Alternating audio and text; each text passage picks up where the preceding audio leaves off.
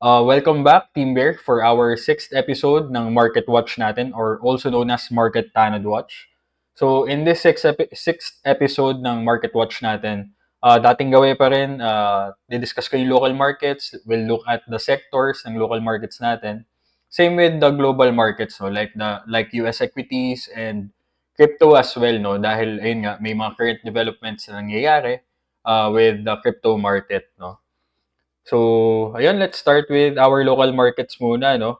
Which is PSEI. Let's look at our main index, which is the PSEI. So, from our previous discussion, we always look at the 50 EMA, no? So, in our 50 EMA, we can see that mukhang nag-support naman yung index natin dito sa 6,200 level. So, ang inaantay na lang natin, no, mga key breakouts na dapat basagin ng index natin to show momentum or bullish momentum is at 6,300 or dito sa 6,400 level. So, next resistance actually is at, ayun nga, like previously discussed, which 6,700 is a key level, no? So, paano natin siya nahanap?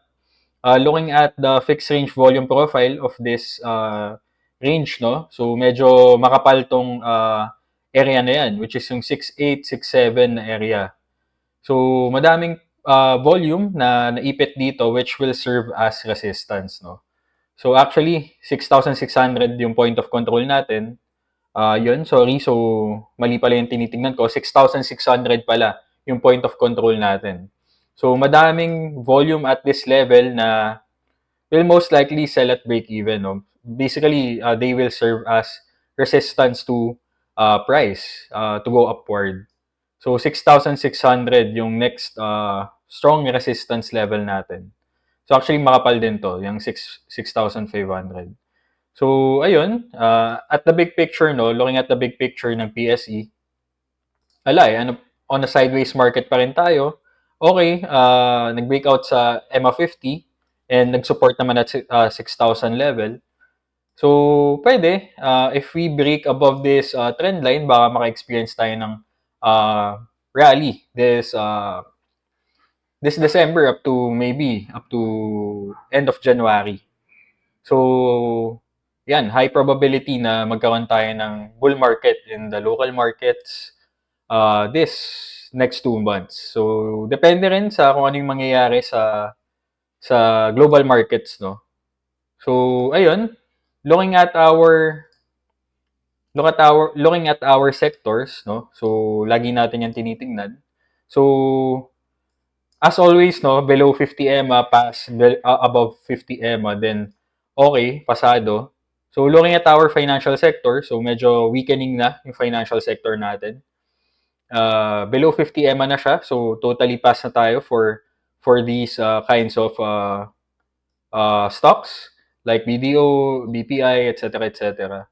So next is holdings, no. So previously, no, from the previous week, kita natin above 50 EMA siya. So actually nagano naman siya, nagsusupport naman siya dito. And looking at the big picture, no, it's on a sideways structure and looks like a double bottom yung ginagawa niya. Mukhang nagdo-double bottom siya at this support area. So, maganda siya. Ang kailangan na lang gawin ng index na to or ng sector na to is break above this 6,100 area. Then, we might experience a bullish momentum in the holdings sector. So, next is industrials. So, industrials, declining 50 EMA. Okay, slightly above 50 EMA.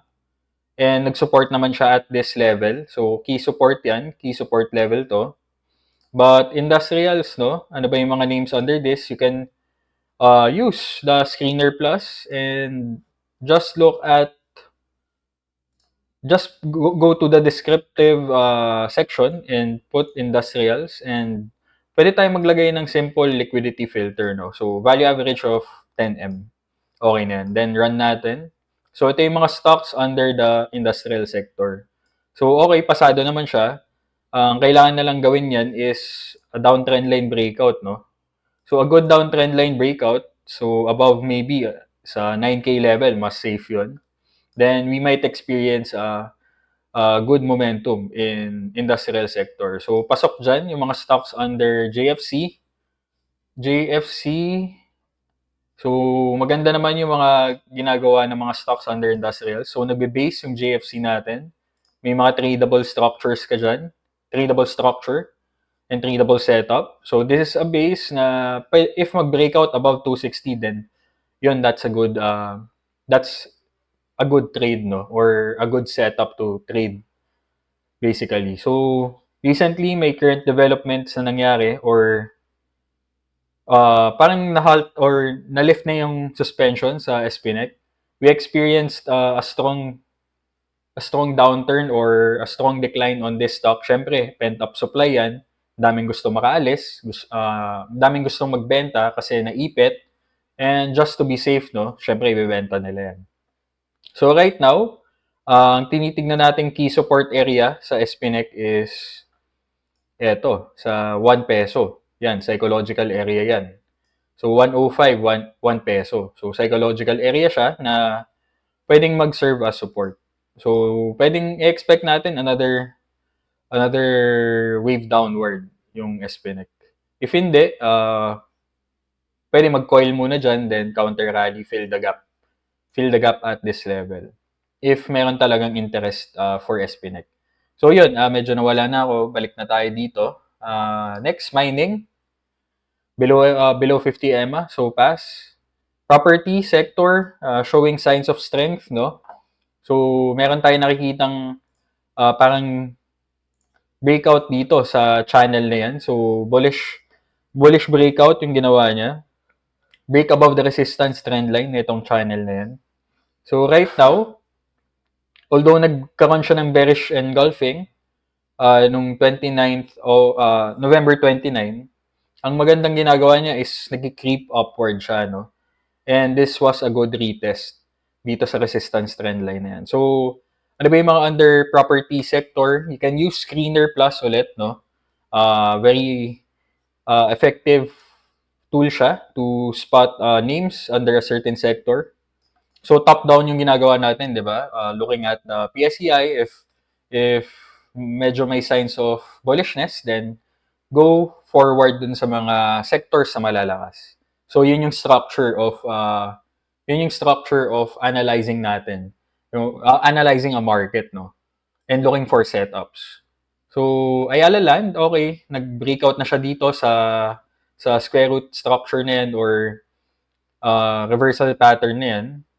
But essentially, no, big picture, it's still on a sideways structure and may resistance trend line tayo at 35.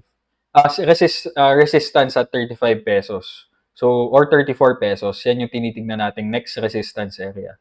Pwedeng at 35 or 34. If ang gagawin niyang rally is a steep one, most likely at 35. If mag-ano naman yan, mag-staircase na structure, most likely at 34.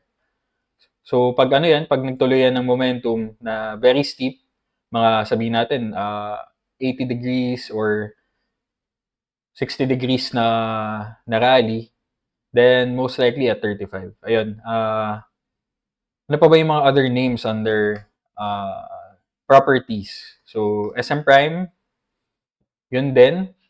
Still on a sideways structure. And, ayun, above 50 EMA na siya.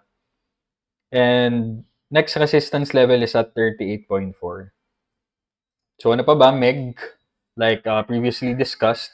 Although wala pa rin interest with MEG, low volume pa rin siya, comparing versus to ALI and SM Prime. So, ayun. Pili ka na lang dun sa dalawang yun. So, other names, no, in the property sector, pwede mong gawin is go to the descriptive and switch mo lang to property. Then, run the screener. So, yan yung mga names under property. So, RLC actually, mukhang nagpapakita ng setup. Looks like SM Prime dati, no? Or nung before mag-breakout sa gantong klaseng structure. So, meron ka naman mapaplot na dyan, na parang wedge or something na ganun. So, basically, if we break above 15.3, then baka magkaroon ng ng strong momentum. So, this is a tradable setup naman. So yan, tignan nyo na lang yung iba, no? So basically, okay naman yung property sector natin. So for our services, so looking at the big picture, no? Serve. So still on a declining EMA 50 or 50-day EMA. So meron tayong mapaplot na resistance trend line dyan. So as long as below tayo sa resistance trend line na yan, don't expect too much strength from the services sector. So mga names under services, you can go back to our screener plus, go to, sana ba yan? Services sector. Yan. Run the screener, then ito yung mga names under services. So ito yung mga ano natin, top names in the serve sector. So ICT, last week na-discuss natin yan. This is a tradable setup. Nag-retest na siya actually dito sa resistance trend line na yan. And possibly, ang next setup mo dyan is a rebreak dito sa 225 pesos. No? So, nag-i-inflect na rin upward ang MO50 natin and we can see good volume dito sa area na yan. So, this is a volume breakout, no? So, good sign yan na baka magtuloy yung breakout sa base na yan. So, near all-time high level ang ICT. So, watch this stock, no? ICT. So, Bloom, isa sa mga positive year-to-date, although wala siyang emerging setup. So, kinda pass for this stock. No? So, dito, medyo maingay dahil nag-rally siya. Nagkaroon siya ng strong counter rally nung September or mid-September. Although, yun, medyo namatay na rin yung momentum for dito. Pero expect a possible mean reversion rally or a counter rally since, ayun nga, medyo overextended na rin siya versus 50 EMA. So, pwedeng mag-counter rally and EMA 50 might serve as your resistance like what happened at this area and this area. This area pala, yan. Sorry. So, ayun. This is ito na yung pinaka-review natin for the local market.